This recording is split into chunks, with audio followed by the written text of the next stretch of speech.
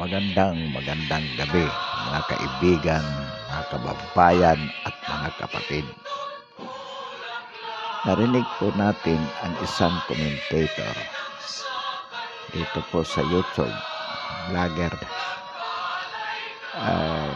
Galit na galit po siya sa ating Pangulong Duterte sapagkat ayon sa kanya, kung mayroon man dapat na ibasura, walang iba po kundi ang ating Pangulo. Hindi po yung arbitral decision. At ang sabi pa niya,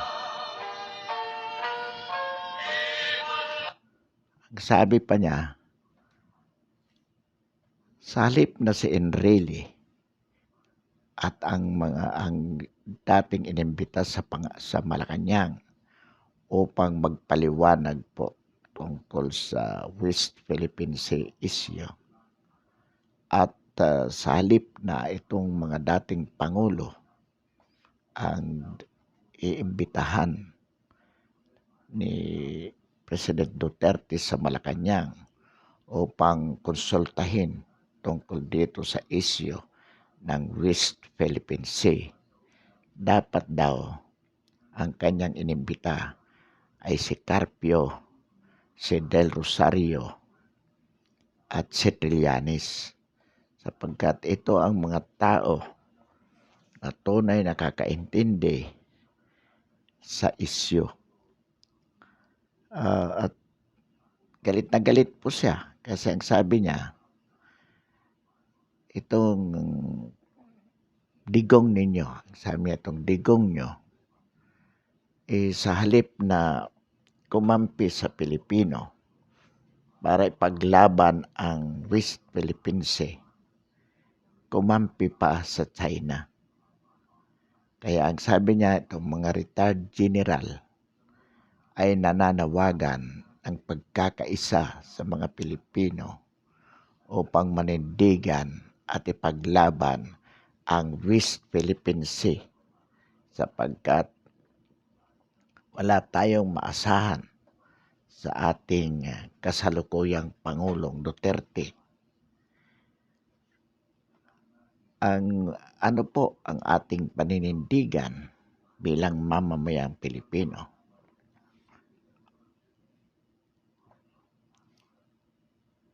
Ang atin pong paninindigan dito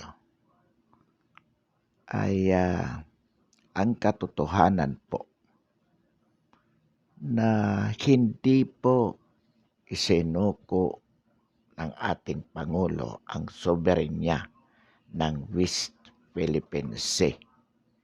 Hindi po isinuko at hindi isusuko. Ang katotohanan po, alam naman natin na itong mga tao na sinasabi niyang dapat konsultahin ng ating Pangulo na si Carpio, si Del Rosario, si Trillanes, ito po ang mga tao mismo na responsable kung bakit nawala sa atin ang West Philippine Sea. Bakit po? Sapagkat noong 2012, mayroon pong pwersa ang Pilipinas at ang China doon sa West Philippine Sea. At upang di umano mabawasan ang tensyon ng magkabilang panig, minungkahi ng Amerika na mag-withdraw simultaneously ang dalawang pwersa. Umalis po ang pwersa ng Pilipinas, ngunit nagpaiwan ang China. Ang nakapagtataka po doon, inuulit natin, bakit hindi pinabalik ni Pinoy ang ating mga barko, ang mga navy? At bakit hindi nagprotesta sa China ang Pilipinas noong mga panahon yun? At bakit tinolerate ng pamahalaang Aquino ang pagtatayo ng mga artificial islands ng China diyan po sa Panatag Shoal o sa West Philippine Sea. At bakit pabalik-balik si Trillanes sa China noong mga panahon yun. So in other words po, ang katotohanan dyan ay itong mga tao na sinasabi na dapat konsultahin ay mismong mga tao na siya po ang nagsuko ng soberenya ng West Philippine Sea sa China. Yan po ang katotohanan, hindi po si Digong. At inuulit din po natin, itong mga sinasabing retired general na nananawagan ng pagkakaisa ng mga Pilipino para ipaglaban ang West Philippine Sea ngayon. Hindi ba ito mga general na ito na mga retired ngayon ay active noong panahon ni Pinoy? Itong mga general na ito ay nasa armed forces at iyon ang panahon na dapat ipinaglaban nila ang soberenya noong 2012 na pinaalis ang ating pwersa doon at ang China ay hindi umalis. Bakit hindi sila nanawagan ng pagkakaisa noon upang ipaglaban ang soberenya? Yan po ang issue. Pagkatapos ngayon itong mga tao na ito na siyang nagsuko ng soberenya na yan, iyan ngayon ang nananawagan, ang nagsasabi na si Duterte ang nagsuko ng soberenya sa China ng West Philippine Sea.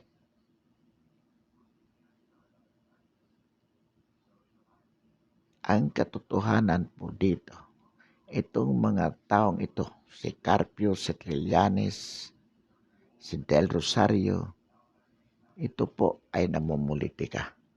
Sinasabi ng vlogger na ito na hindi politiko si Carpio, nagkakamali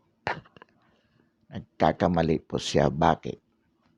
Sapagkat pagkatapos na mag-retire ni Justice Carpio sa Supreme Court, nagtayo po siya ng isang bayan upang buuin ang opposition at labanan ang mga Duterte. Ang sabi niya, ang misyon ng isang bayan is to oust Duterte from Malacanang. Hindi po ba pamumulitika yan? So ito po ang ating paninindigan. Paulit-ulit po natin itong sinasabi sapagkat paulit-ulit din po na sinasabi nila na ang Pangulong Duterte ang nagsuko ng soberenya ng West Philippine Sea sa China. Hindi po totoo. Kung sino ang nagsasabi niyan, sila ang mga tao na nagsuko niyan. Kaya nga po ang ating panawagan dito, news blackout sa issue ng West Philippine Sea sapagkat marami pong mga iba't ibang opinyon na sinasabi po na ang ating Pangulo ay anti-Filipino at pro-Chinese. Sa kasalukuyang kalagayan po, inuulit natin na lalagay sa alanganin ang ating seguridad sapagkat pwede po itong mga ginagatungan po nito ang sambayanan upang gumawa ng mga hakbang na pwede mapagsimulan ng gera ng China at ng Pilipinas. Kaya po, tama lamang na ipatigil ng gobyerno ang anumang mga pamamahayag tungkol dito. And it has to be imposed immediately to avoid creating damages in our foreign policy with China.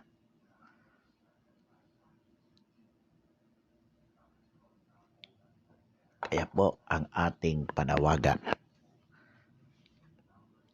sapagkat kung hindi po ito matitigil, ang ating mga kababayan ay nami-mislead po. Nami-mislead. Ibig po sabihin ay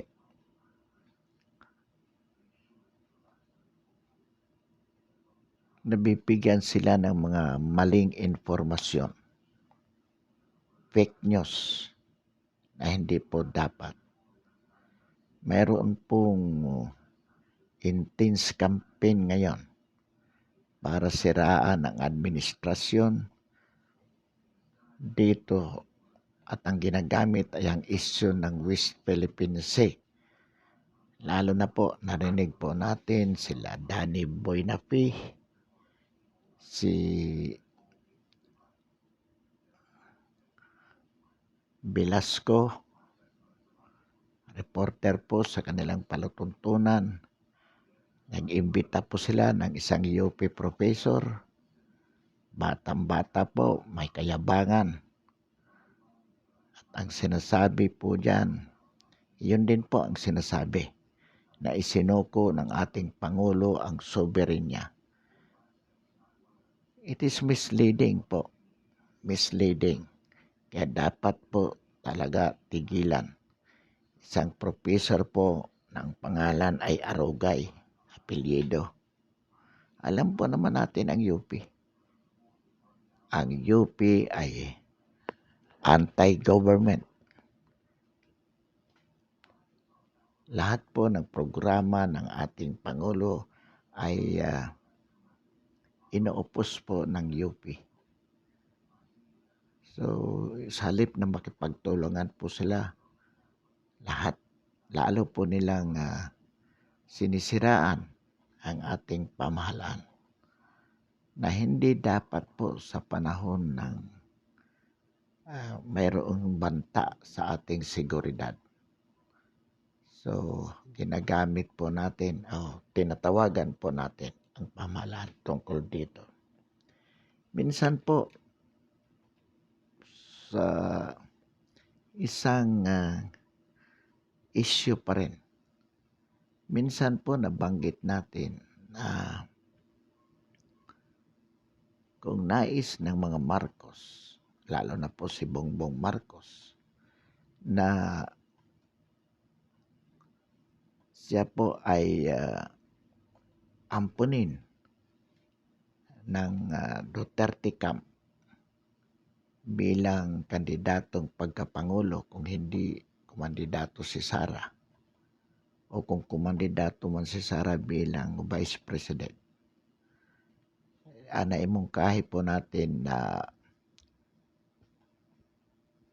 pagsabihan ni BBM, ni Bongbong Marcos, ang kanyang ate na si Aimee, na isa, si Senator Aimee Marcos, sapagkat hindi lamang po minsan na itong si Aimee Marcos ay nagiging kritikal sa mga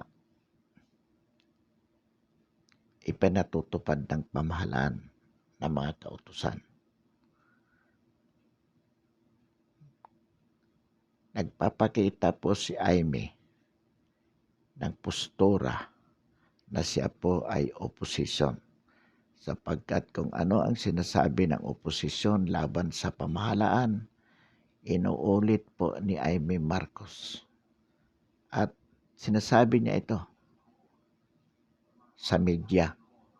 Katulad po nitong huli, nung nag-utos ang ating Pangulo na huwag i-announce ahead ang gagamiting vaccine. Katulad po ng mga opposition, tumindig si Aimee Marcos at sinabing karapatan ng bawat pasyente ng mamamayan na alamin kung anong bakuna ang itinuturok sa kanya o ituturok sa kanya. sabi po natin, dapat hindi at dapat sundin ang utos ng ating Pangulo sapagkat para maiwasan ang diskriminasyon sa ibang vaccine brands. Ngunit ito po si Amy Marcos, katulad ng sinasabi ng opposition, nagsalita na naman. Ano po ba talaga ang postura ng mga Marcos? Kayo po ba talaga ay nasa opposition o administrasyon? Hindi kayo pwedeng mamangka sa dalawang ilog.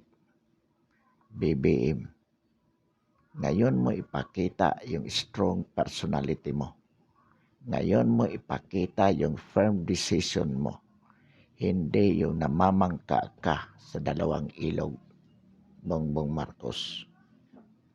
Kung ikaw ay opposition, declare it now. Kung ikaw naman ay pro-administration, then prove it. Ngayon, kung sinasabi mo na hindi mo kontrolado si Amy Marcos, kapatid mo, then kung mismong kapatid mo ay hindi mo makontrol, how can you control the nation? Ibig lamang po sabihin, you are not that strong man as we believe you are, being the son of the former President Ferdinand Marcos Sr. Dapat manindigan kayo this early. Hindi yung kakampi kayo sa administrasyon, tapos babanat na naman afterwards. Ano ba po talaga? Because in politics, hindi ka pwedeng mamangkas sa dalawang ilog, lalo na ang gusto mong takbuhan ay mataas na posisyon sa national level. Ayaw sana natin itong banggitin, pero paulit-ulit ang ginagawa ni Amy Marcos. Sa totoo lang naman, wala namang laman ang sinasabi ni Amy. Gumagaya lang siya sa mga oposisyon. Kung ano ang sinasabi ni Robredo, anong sinasabi ni Drilon, iniiko lang niya. Samantalang, ikaw, BBM, ipinakikita mo ang posture that you are with the administration, and yet you allow your sister to be talking like an opposition. Ay ano ba talaga ang posisyon ninyo? Marami nakakapuna.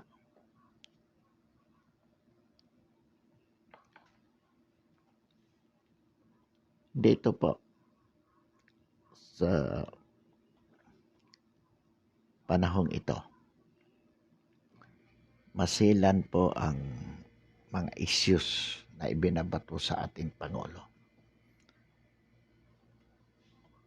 Ay yung pagtataksil sa bayan tungkol dito sa West Philippine Sea. Yung kakulangan ng sinasabing kakulangan sa response natin sa COVID pandemic. Ito po ang sinasabi ng opposition. But the public, the majority of the Filipino people know that the president is functioning well, that the president is doing it right, kaya po sinusuportahan siya ng nakakarami. Sa West Philippine Sea, wala pong pagkukulang ang ating Pangulo. Kung ngayon hindi siya gumagalaw para sabihin na i-assert yung karapatan natin dyan, it is only because he is avoiding war with China. He is resorting to some diplomatic possibilities of resolving the issues. Yan po ang ginagawa ng ating Pangulo. Hindi panguudyok sa sambayanan para galitin, katulad ng ginagawa ng mga oposisyon. Itong mga tao na siyang nagsuko ng soberenya sa West Philippine Sea, sila mismo ngayon ang nag-uudyok sa ating Pangulo na bawiin by force if necessary. Hindi nila alintana kung magkakaroon ng gera. Wala silang pakialam.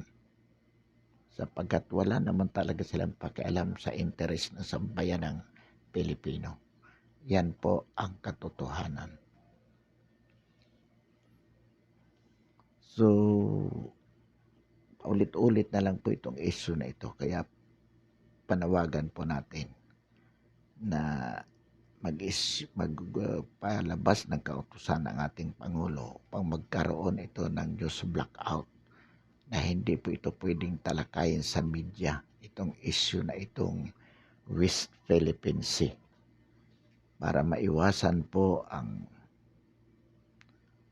lalong pagkakahati-hati ng mga Pinoy tungkol po sa issue ng West Philippine Sea.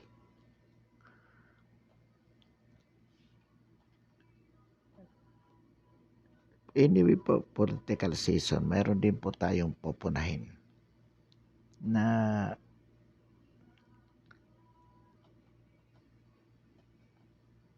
pamamaraan ng ilang kandidato sa pangungumpanya ginagamit ang COVID. Halimbawa,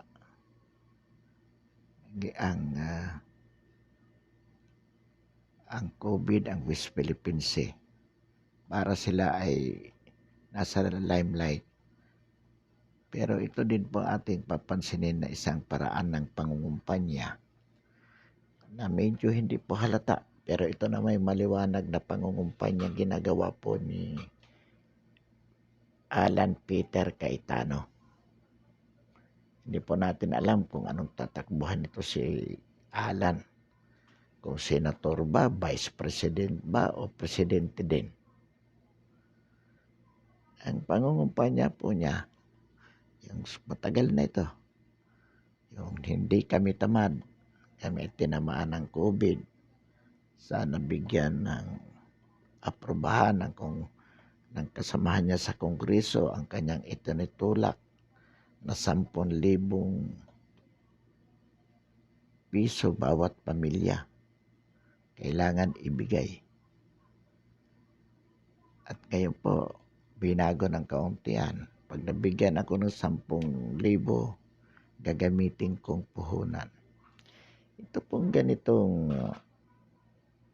campaign na strategy ay sa atin pong paniniwala, ito po ay foul. Hindi po ito maganda. At dapat po ito ay pinupuna ng mga kasamahan niya sa Kongreso. In the first place, it is about buying, essentially. Di bali po sana kung hindi panahon ng eleksyon. Sapagkat kakandidato ka, tapos ito ang kumpanya mo. So, indirectly sinasabi mo na binibili mo ang boto ng sambayan ng Pilipino with that 10,000 per family. You are creating a culture of parasitism. Umasa sa gobyerno ang taong bayan. Ito po ang nakakalungkot sa ating mga politiko. Sa halip na to, magtulong-tulong tayo para turuan ng isang responsibilidad ang sambayanan na para sa kanilang ikabubuhay, magsikap sila. Maging masunurin po tayo sa batas. Ang nagtuturo mismo ay itong mga politiko para lamang sila ay maipromote. Halimbawa po, si Leni Robredo. Sasabihin niya, Hindi kasalanan ng sambayanang Pilipino kung tumaas ang COVID, nagkaroon ng SARS ang COVID sa atin sapagkat hindi mo mapipigilan ang mga tao na lumabas ng bahay. Dapat ang may kasalanan dito hindi ang mga Pilipino kundi ang gobyerno dahil mali ang response sa COVID-19. Nagpapatupad din ng lockdown, nagpapatupad din ng curfew, tapos mismong sasabihin ng Vice Presidente na hindi ang kasalanan ng mga tao kung lumalabag sila ng curfew sapagkat obligado silang lumabas. Dapat, para hindi sila lumabas, bigyan sila ng pagkain, ng pera. At ito din po ang sinasabi ni Hontiveros ngayon. Bigyan ng sick leave yung mga nagpapaturok. Madaling magsalita. Pero kayo, do you know where to get money? Ikaw Alan Cayetano, ikaw Hontiveros, ikaw Robredo. Sasabihin nyo, dapat bigyan ng pera ang mga tao. Binibigyan na nga po. Alam nyo. Pero limited ang resources ng gobyerno. Kung lagi nyong bukang bibigyan, dapat bigyan ng mga Pilipino, dapat huwag sisihin. You are not teaching responsibilities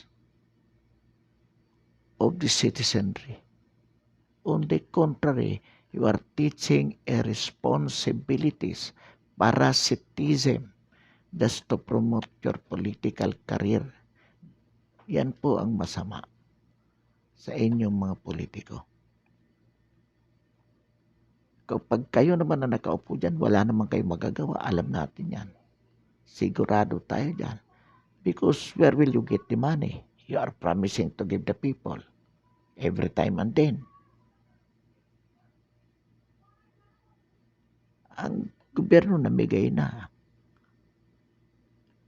Bagamat pwede pang mamigay pero ang punto rito, it should not be for the public officers to teach the citizenry to be parasite, to be dependent upon the government for everything that they need. And most of all, it should not be for the government officials like the president, the senators, to encourage the people violate the health protocols which the government are imposing upon to ensure na makokontrol po natin itong COVID-19. Ito po ang dapat maging attitude. At katulad yan, ipinag-utos ng Pangulo na huwag i-announce ahead. Mismo ang mga senador ang nagsasabi, mayors, na hindi pwede kasi karapatan yan ng taong bayan na malaman nila kung anong gamot ang ituturok sa kanila. Alam naman natin, we have very limited supplies of Pfizer. At alam niyo naman, kaya nga nagpalabas ng kautusan sapagkat kapag in-announce na Pfizer ang ituturok sa araw na ito, ang mga tao nagdadagsaan sapagkat gusto nila the preferred Pfizer than Sinovac. But the problem is, as we keep repeating, na hindi nga sufficient ang supply ng Pfizer. At ang sabi pa nga ng Pangulo, dapat ang Pfizer na yan ay ibigay priority doon sa may hirap, to the poorest of the poor. So dapat yun ang gawin. Only those sector of the Filipino society should be administered with that vaccine. Sasabihin nyo, discriminatory. Well, may rason din po ang Pangulo kung bakit.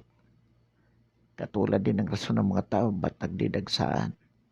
Sapagkat 95% effective ang Pfizer ayon sa balita. And the President wanted na mabigyan ng assurance, mas mataas na assurance ang mga mahirap. Iniwi ang mayayaman kasi kumahawan man sila after vaccination sapagkat may ganong epekto. That even if you were vaccinated, pwede ka pa rin mahawa. Yung mayayaman may pera. Ang mahirap wala talaga. So mga kaibigan, mga kapatid, mga kababayan, for the while, tapusin natin ang ating talakayan. Marami pong salamat at magandang gabi.